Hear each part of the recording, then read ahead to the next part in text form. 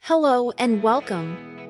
Today we are exploring a powerful analytical technique called pyrolysis-gas chromatography, often shortened to PYGC. Have you ever wondered how a forensic scientist can identify a microscopic paint chip from a hit and run, or how an art conservator can determine the exact materials an old master used in a priceless painting? The answer is often PYGC, a brilliant method for analyzing solid or complex materials that can't simply be dissolved and injected into a standard instrument. So, how does this process actually work? It all begins with the first part of its name, pyrolysis.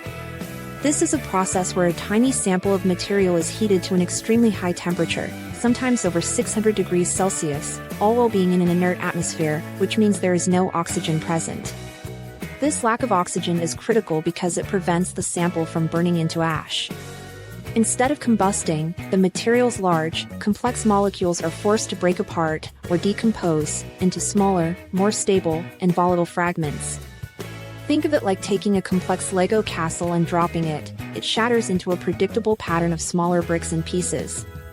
Every material, from a specific type of plastic to a strand of synthetic fiber, breaks down in its own unique and repeatable way, creating a distinct chemical fingerprint of these smaller fragments. The second step is gas chromatography.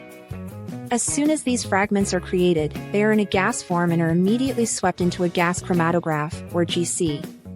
You can imagine the GC as a very long, winding racetrack for molecules. This track is a narrow tube called a column. As the mixture of gaseous fragments travels through this column, they begin to separate based on their chemical and physical properties, like size and boiling point. The smaller, lighter molecules race through the column quickly, while the larger, heavier ones lag behind. At the end of this racetrack, a detector is waiting. As each individual fragment exits the column, the detector senses it and sends a signal to a computer, which then generates a graph called a pyrogram. This graph displays a series of peaks, where each peak corresponds to one of the separated fragments. The unique pattern of these peaks, their position and their size, serves as the definitive fingerprint of the original sample. By comparing this fingerprint to a vast library of known materials, scientists can precisely identify the unknown substance. Thank you so much for watching this breakdown of pyrolysis-gas chromatography.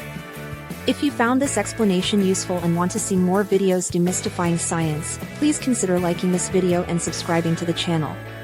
Your support helps us create more content. See you next time.